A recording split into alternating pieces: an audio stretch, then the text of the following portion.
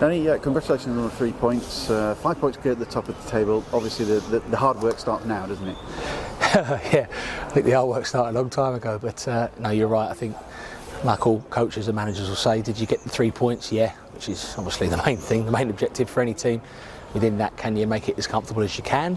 And I thought we did for large periods of that second half, but sadly took our foot off the gas, didn't we, a little bit towards the end, allowed them to get that second goal, and we were quite pleased with the referee's whistle. So, like I've always said, we want to be conceding less goals. We want to make games more comfortable for ourselves.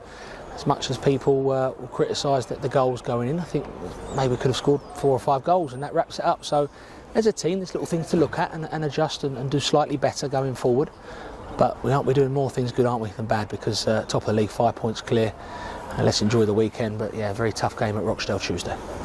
First off, obviously Wealdstone, you knew about them coming to play. Obviously they took the lead as well, largely against the run of play, I would say, in terms of possession. But do you think the side was a little bit sort of flat in periods at all? I thought a lot of things were flat today, really. I had a really weird feel about it. The supporters were great as usual, but it just had, I can't explain it. And when they took the lead, I didn't feel this is going to be a bad day, but you thought, I've got to do it the hard way again. So, to be fair to them, we come out half time and scored 3 goals, so that they are showing an ability to bounce back and to kick on when least expected, and not just to admit that it's going to be a bad day. If we get a draw, that's great, and that's what's really important going forward for that positive mindset when you do fall behind or when you do concede goals against the run of play, which is what we did.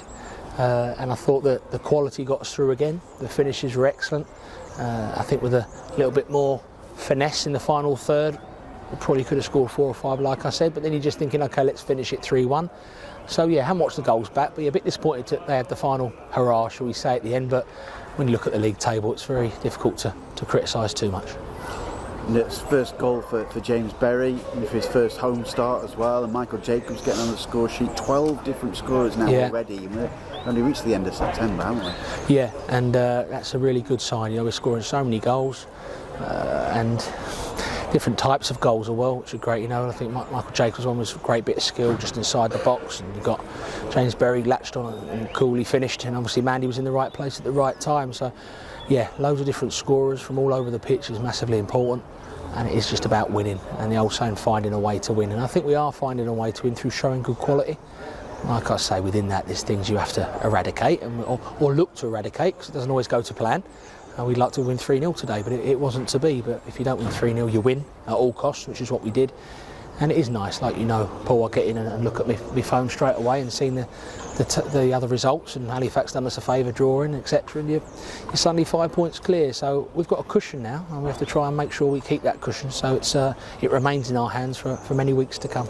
6 consecutive wins for the first time in 13 years, and plus that's 4 games now, 4 home games in a succession. You've scored 3+ goals. I mean, there's firepower absolutely everywhere, isn't there? It is firepower, and it's nice because for all the home supporters that turn out to see goals, yes, they want to see them all in our net. The net we're attacking, but they're being entertained. We're seeing goals and they're seeing wins.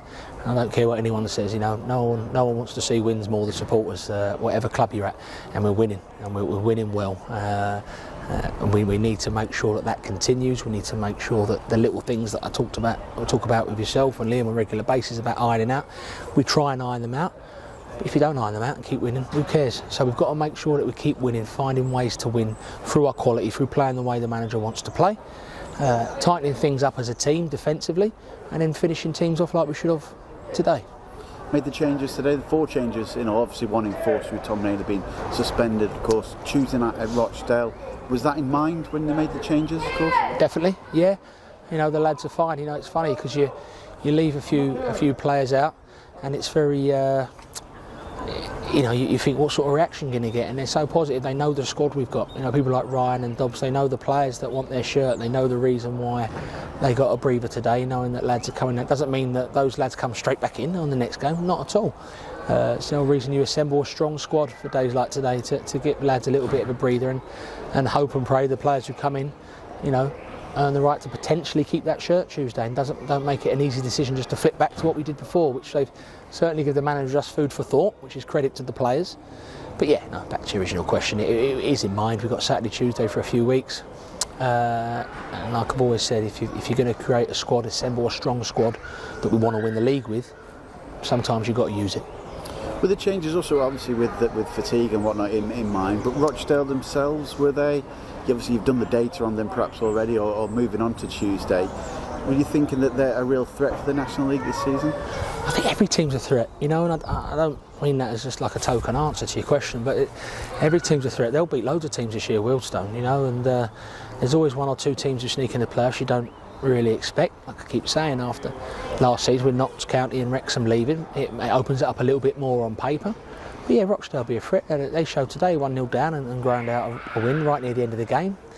And they're supporters, they want to bounce back straight away to League Two where they think they belong, like our supporters do, and like Southend supporters think they do, and Barnet supporters think they do. So yeah, it'll be a really tough game, and I'm not sure they are, but I'm sure they're within the top 7, aren't they, Rochdale? So they want to kick on. We're coming into town, they know we'll take a load of supporters, and they want to upset us once more. Jeff King brought back in as well, but on his performance today. Yeah, good. It's nice, and it was good. Like, you know, the questions you've asked before about the lads left out. I said there's a strong training group, and they're actually all in this together. You know, blah blah blah. But it's true. You know, it is true. It isn't just waffle. They are like that, and it's great when they come in. They know there's going to be a chance where they come into the equation. Jeff's been, you know, such a model professional since he's been out the team, like they all have. The lads who have not been in the team or even the squad, and he's coming today and helped us to a massive 3 points. No problem.